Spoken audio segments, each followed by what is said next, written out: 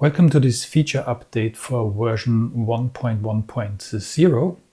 This is an important update because it lays the groundwork for a native file format in PageTatin. As of now, this is an invisible feature because the file format will be introduced in the next version update. But there are also some nice enhancements. The app binary is now named PageTatin, which gives IT teams and also users a better visibility of the app if you look at an activity monitor or a task manager or other reporting tools.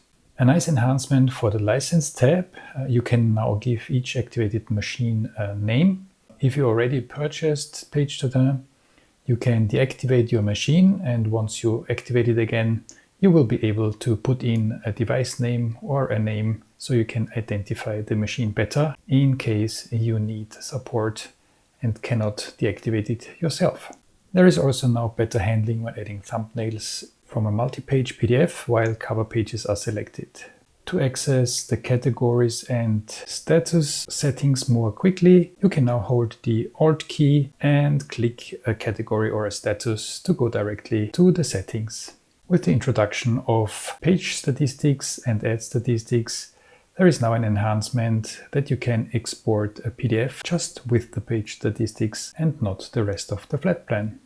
If you're working with thumbnails that come from print PDFs, they usually have crop marks, and in earlier versions those crop marks also showed up in the thumbnail. The enhancement now just shows the page automatically cropped to its size. Now let's have a look at the more visible features and enhancements in version 1.1.0.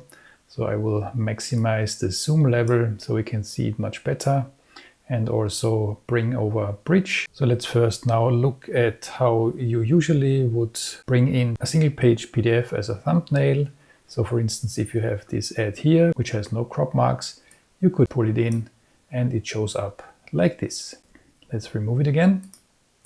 Then if you have an advertisement with crop marks, then you can now also pull it onto the page and it will be cropped to its correct size as well. As you can see, the page statistics and ad statistics for this demo issue, we have a couple of ads and categories. You can now choose to just export those.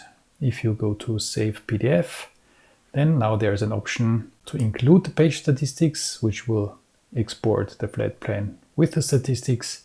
But you can also choose to export just the statistics page, which will only print one page. And when I save PDF, you get only the one page that shows your statistics. And now to get much faster to your category and status settings, you now hold down the Option or Alt key and click one of those. If you click the categories, then you go to the Settings and Categories tab.